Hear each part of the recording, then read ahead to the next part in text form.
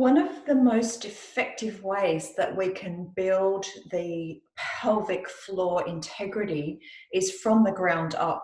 So, a lot of the postures that we start with to make sure that we have good functional abilities in the pelvic floor are done in a reclined or fully supported position so that we can actually connect to Mula Bandha without having to worry about things like balance and strength of all the other larger muscles. Because the problem is, if we take the pelvic floor awareness into some of the standing poses too quickly or without that isolated awareness, then we tend to overuse bigger muscles like the gluteal muscles, and or worse, even worse, if those big muscles are not firing effectively, the pelvic floor is the first place that the pressure goes, which is why prolapse is so very common in women. So what I'd like to just look into is the art of the bridge, because the bridge, or Setu Bandha, is a really good gateway for understanding whether we tend towards anterior body dominance or quadriceps dominance, or maybe hamstrings dominance and gluteal dominance at the back of the body, or whether we have reasonably neutral pelvis in our technique. So we're going to come onto the back for the bridging awareness. Now, the bridging awareness is about understanding where the pelvic floor sits when it's loaded with body weight. So for some of us who may be to have a tendency towards a posterior tilt, what that would mean is that when we were lying flat on the back, we would actually have the tendency to not have a space behind the back, so we wouldn't be able to slide the hand here. We would probably squash the little blueberry-sized lordosis so that the blueberry was flattened into the bridging position. And then when we come up into the bridge, we would actually find that it was a lot of back of body action that was occurring. So the back of body action occurring means the hamstrings are firing first, followed by the gluteal muscles, and the tailbone feels like it's tucking up and leading the show. So the tailbone feels like it's tucking up, the gluteals feel like they're switched on, and quite often even the piriformis and deep obturator internus muscles, which are actually external rotators and terribly much would like to actually take the knees out to the side, these feel quite dominant quite often in that posteriorly tilted position. So the other possibility for the pelvis is that we're an anterior tilter, which is more my particular individual style, which would mean that rather than having a small lumbar lordosis or a more neutral pelvic position on the mat, I would tend towards an anterior tilt, which means the weight's further towards the front of the sitting bones, and there is more of a peach size, or even sometimes a ripe lemon size underneath the lower back. And if we bridge from an anterior tilt, what we'll often find is that the quadriceps at the front of the body are our dominant organ, or dominant muscle, I'm sorry, and that these muscles dominate the position, and that it does actually change the position of the bladder and the pelvic floor. And ideally, our pelvic floor loves us the most if we are to be able to keep that neutral position. So imagine we can slide the fingertips under the lower back, or try doing that on your own bodies, or imagine the little blueberry-sized space underneath there. If we rolled a blueberry under there, it would actually be able to run from left to right on the mat. And then keeping that position, we turn Mula Bandha on just to a small level of support, and we take the pelvic vessel up in alignment with the shoulders, hips, knees, and then we lower back down, maintaining the same neutral pelvic alignment. And we try that again. With the concept of Mula Bandha being on to a degree for the whole period that we're in the exertion phase of the bridge.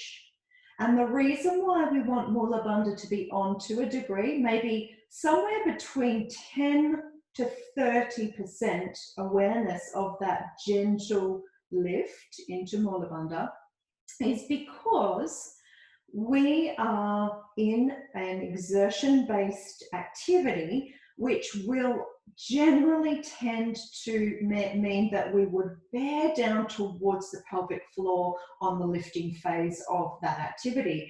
And that in itself, even though gravity is supporting the pelvic floor back towards the earth, we still need to make sure that we have an awareness of when Mula Bandha is on. Now, I'm going to translate that into the deeper reasons why that is so important when we look at this daily activity that we do, which is coming from sitting up to standing.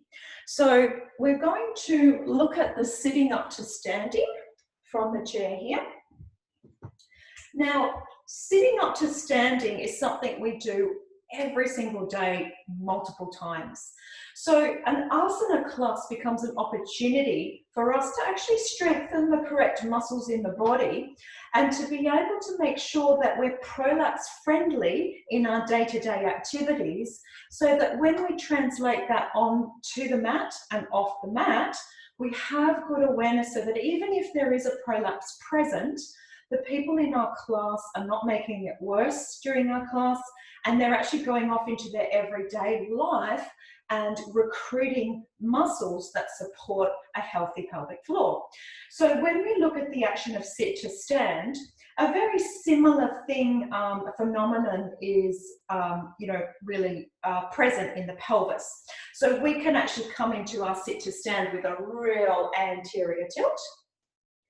And we'll see it when we come back down again, that anterior tilt. Now, the dangers of an excessive anterior tilt is that the lower back muscles are highly switched on. The rectum is pushing towards the back wall of the vaginal canal. The posterior prolapse is the risk factor here. And we're also, of course, really relying on quadriceps strength to actually get us up here. The other alternative is that we're in a heavy posterior tilt, and a posterior tilt is placing a lot more pressure through the lower abdominal area, and the bladder wants to slide off that beautiful pubic shelf that it has normally in neutral. It gets pressured to slide backwards, and then that posterior tilt becomes a problematic action for the pelvic floor organs and for the pelvic organs. So the neutral pelvis and the sit to stand action, we of course need reasonably good quadriceps and good gluteal strength to achieve this. So when we come from our sit to stand action, those big muscles are the ones that actually achieve the movement. And again, because the body's so intelligent, it wants to send all of the pressure and awareness down through the pelvic floor area because it's the path of least resistance. But if we learn how to turn quadriceps and gluteal muscles on effectively, at the same time that we lift Mula Bandha to about 50% minimum maximal voluntary contraction, then we will actually then succeed in protecting the floor, the pelvic floor, and also even strengthening it every time we go from sitting to standing, rather than bearing down and possibly causing the issue with prolapse every time we come from sit to standing. So of course the traditional yoga asana, the traditional asana that we would see in order to really explore this is our Utkatasana. So Utkatasana in our class becomes a really fantastic opportunity, and my apologies for the angle there, but it becomes a fantastic opportunity for us to check in and see whether the anterior tilt is our dominant pattern. So you can see in my body, my tendency is always towards an anterior tilt. Yeah. What an anterior pelvic tilt does, and just a recap, anterior tilt means that water tips forward from the cauldron of the pelvis. An anterior tilting pelvis will mean that the lower back muscles are switched on dramatically, and there's often a lot of psoas tightness. So the psoas muscles becomes very overworked. And this interferes with bladder patterning, and it interferes with the way our pelvic floor works, because we have so much engagement here that we're literally taking the pressure more towards the back wall.